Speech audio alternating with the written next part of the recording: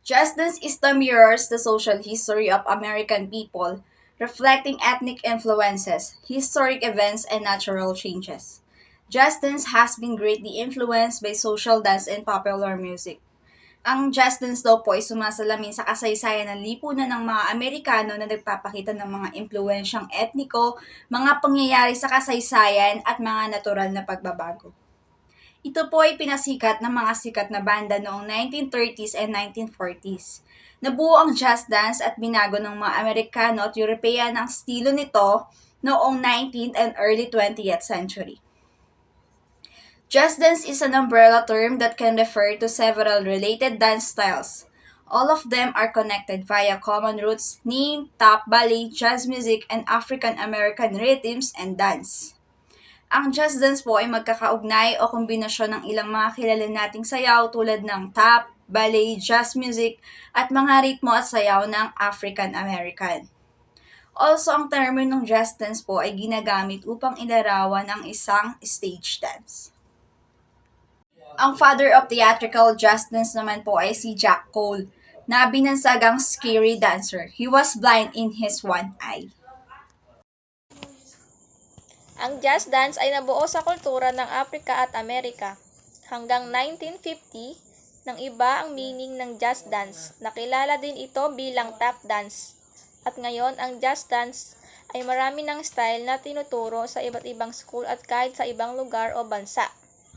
Pero nanatili itong mahalagang parte ng mga musical theater at kung saan nahahaluan din ito ng iba't ibang style base sa gusto nila. At nakikita natin ang mga example ng jazz dance sa mga music video, sa mga competition at sa TV. Events and occasion where jazz dance presented. 20th century jazz dance performance. It was during the latter part of the 19th century and into the new century that these new dance moves resulted in dance trends, including the jitterbug, the charleston, swing and boogie-woogie, and other pads. The rhythms of jazz even permitted classical, formal, European ballet, which added a unique American flavor to traditional dancing. Ang jazz dance ay nagsimula sa New Orleans. Jazz was born in New Orleans 100 taong na ang nakaraan noong unang bahagi ng ika-20 siglo. Ngunit ang pinagmulan nito ay matatagpuan sa mga musical tradition ng Africa at Europe. Sa katunayan, sinasabi ng ilang tao na ang jazz ay isang union ng African at European na musika. It was during latter part of 19th century and into the new century ang mga bagong dance move kabilang na dito ang jitterbug, the charleston, swing and boogie-woogie at iba pa ay sumikat ito bilang isang dance move. During this century po, ang jazz dance ay isang popular features ng ballroom noong 1940s to 1950s na naimpluwensyahan po ng ballet at modern dance na kung saan po pinagsasama-sama po ang mga estilo ng sayaw ng Africa at Europe sa pamamagitan po ng iba't ibang classical techniques. At tinatawag rin po itong isang high energy dance po dahil po sa pagkakaiba po nito sa mga traditional forms po ng mga sayaw. Some of the primary jazz dance performers and choreographers of the 20th centuries are: first is Jack Cole. He is an American dancer, choreographer, and a theater director. He is also a famous American jazz dancer and known as the father of theatrical jazz. Cole was a performer in Broadway musicals. In 1930s, these popular jazz dancers started to include the African and East Indian, who led Cole to become a major influencer when it comes to the presentation of jazz dance in the 20th century. He also created a style which is the jazz ethnic ballet. So yung jazz dance po is a social dance that emerged at the turn of the 20th century when African American dancers began blending traditional African steps with European style of movement. Though jazz dance was born through intimate religious and social gatherings, it has always had a performative feel. Jack Cole is credited as the father of theatrical jazz dance. His career spanned from 1920s through the 1950s, and he developed a specific method of training theatrical jazz dancer in a style which he called jazz ethnic ballet. Cole provided daily urban of dance or urban folk dance classes at Columbia, pictures for a 4-year period, which prepared his dancers for his rigorous choreography and allowed Cole to develop his distinct technique style. Additional well-known contributions include choreography for nightclubs, Broadway musicals, and film and televisions. Cole directly influenced many dance artists, including his muse, which is Gwen Verdon, and jazz legends such as Bob Fosse and Matt Mattox. Cole choreographed some of the most memorable scenes of the 20th century cinema, including the infamous scene in Gentle Prefer Blondes with Marilyn Monroe singing Diamonds Are Girls' Best Friends. Next is Catherine Dunham. She is entitled as the best jazz dancer in the world. She is an African American jazz dancer, choreographer, novelist, academic, producer, anthropologist, and right activist. She is the first black choreographer at NYC Metropolitan Opera. In the 20th century, Catherine's dancing career was most successful in the Western dance theater. Catherine is known for her several creations, and her most well-known creation is the Dunham technique, which is a series of movement and exercise on the basis of classic African diaspora dances. So Dunham technique, which included the interpretations of Caribbean dances, traditional ballet and African rituals and rhythms.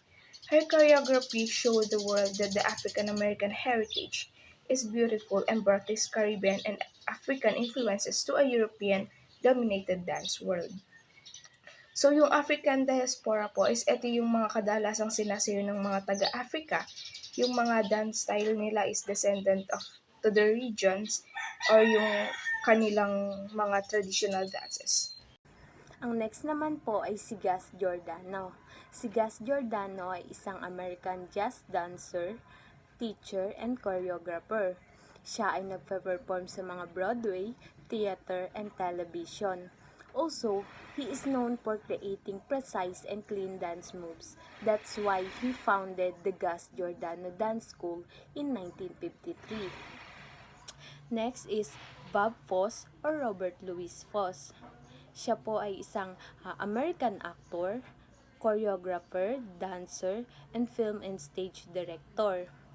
He directed and choreographed some musical works on stage and screen, including the musical works of Pippin, Cabaret, Sweet Charity, Kiss Me Kate, and The Pajama Game.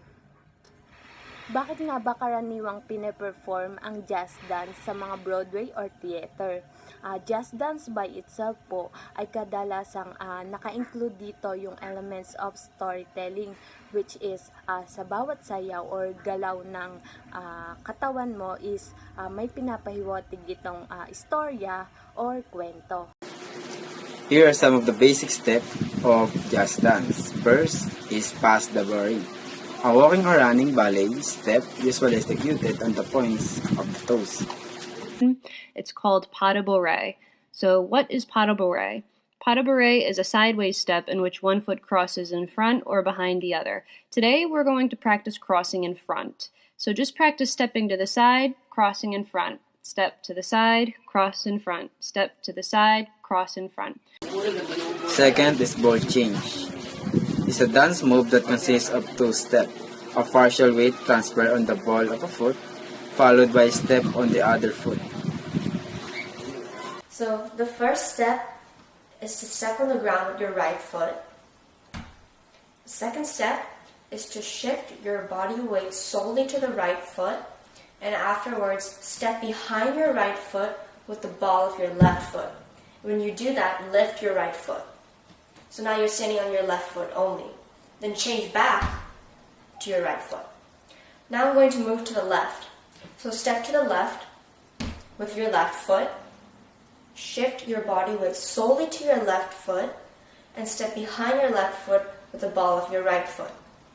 And like before, when you do that, lift your left foot, so that you're only standing on your right foot, and then change back to your left foot. Third, pirouette. An act of spinning of one foot, typically with the raised foot touching the knee of the supporting leg. Step 1, I want to warm up my...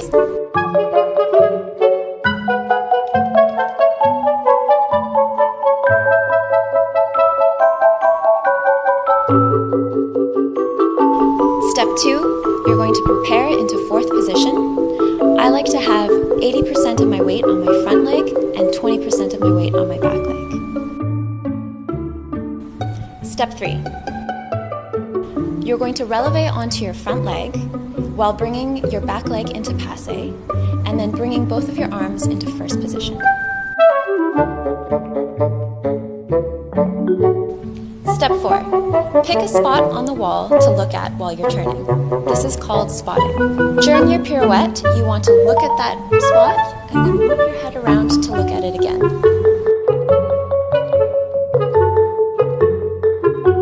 The final step is put it all together and hopefully you've got a pirouette.